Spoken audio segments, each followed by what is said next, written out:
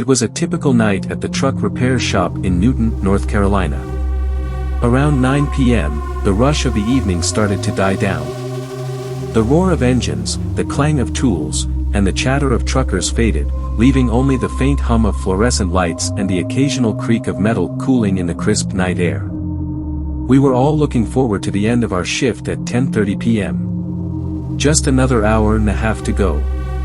I was stationed at the fuel island, as usual, ready for any last-minute trucks needing a fill-up before we closed down for the night. The rest of the crew, Zach, Manny, and Noah, were busy wrapping up their tasks inside the shop. The whole place was bathed in the dim, yellowish glow of the overhead lights, casting long, eerie shadows across the empty lot. Earlier that evening, a tow truck had dropped off a rig in the upper lot. The driver had died suddenly of a heart attack at a truck stop, they said. The cab was abandoned, a haunting silhouette against the twilight sky. It sat there, quiet and still, like a forgotten ghost.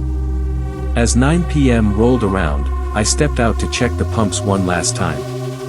That's when I noticed something strange. The towed truck, which had been dead and dark, now had its headlights on. The twin beams cut through the darkness, illuminating a patch of gravel in front of it. My heart skipped a beat. The engine was running, too, its low rumble filling the quiet night air. I glanced back toward the shop, half expecting to see one of the guys messing around, but everyone was still inside. I hesitated, then decided to check it out. I grabbed my flashlight and started walking toward the upper lot, each step feeling heavier, the gravel crunching under my boots. As I got closer, I saw something that made my blood run cold. There were fresh, foggy handprints smeared across the driver's side window. My flashlight flickered, its beam shaky as I shone it on the cab. The engine suddenly sputtered and died. The headlights went out, plunging the upper lot into darkness. I backed away slowly, feeling the hair on the back of my neck stand up. I turned and hurried back to the shop, my mind racing with thoughts of what I'd just seen. Zach was finishing up with a truck, Manny was cleaning up his workbench, and Noah was putting away tools. I didn't say anything, trying to shake off the feeling of dread settling in my chest. It was just a trick of the light, I told myself. Or maybe the truck's wiring was faulty. By 9:30 p.m., I was assigned to wash one last truck in the wash bay. The water sprayed out in a steady stream, splashing against the truck's muddy exterior. The rhythmic sound was calming, almost hypnotic. But then the fuel island bell rang, a sharp, clear ding. I turned off the hose and listened, waiting to hear a truck pull in. The bell rang again. And again. A rapid series of dings, like someone was tapping it in a hurry. I stepped out of the wash bay and looked toward the pumps. The fuel island was empty. No truck, no driver, nothing but the cold night air. I squinted, trying to see through the dim light, and that's when I spotted Zach and Manny. They were crouched behind the DEF pump, grinning like kids who'd just played a prank. I was about to yell at them for messing around when I noticed something behind them. A tall, dark shadow loomed over them, much bigger than either of my coworkers. I thought it was Noah, but the shape was too large, too imposing. My heart skipped a beat. Just then, I heard Noah's voice call out from inside the shop. He was asking if we were almost done for the night. I froze, realizing that whoever, or whatever, was standing behind Zach and Manny wasn't Noah. "Who's that with you?" I called out, trying to keep my voice steady.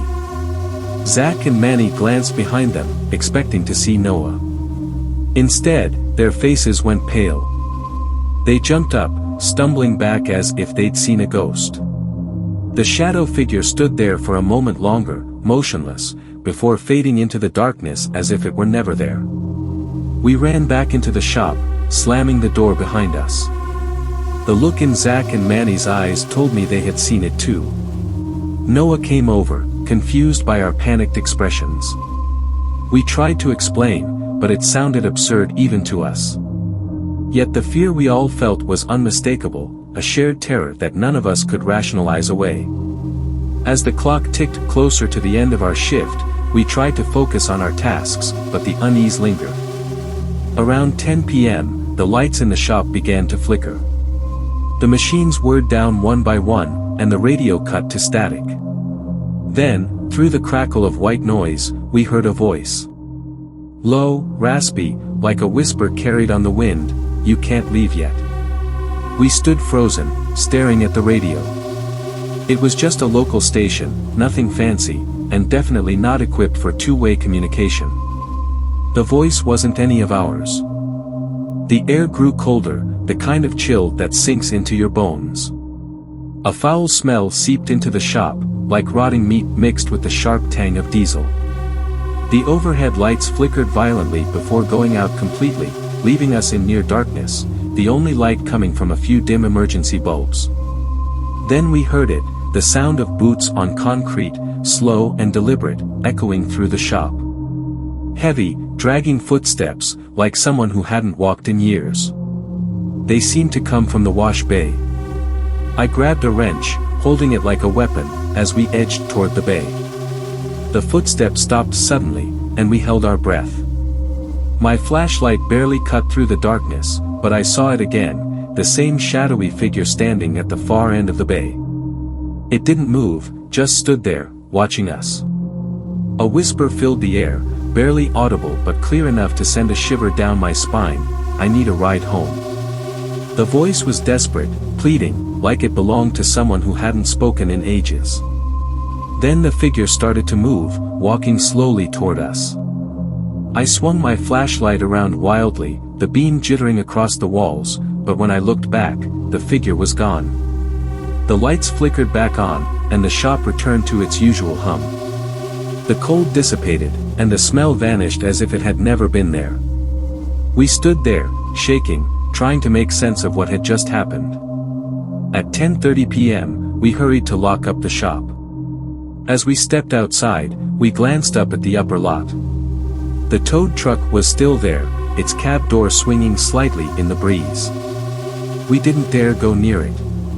The next day, when we came in for our shift, the truck was gone. No one knew who had come to get it or when. It was just gone. We never spoke of it again, but every now and then, when I'm out at the fuel island around 9 p.m., I get this feeling like someone's watching me. And sometimes, just sometimes, I hear the faint ding of the fuel bell, echoing in the quiet night.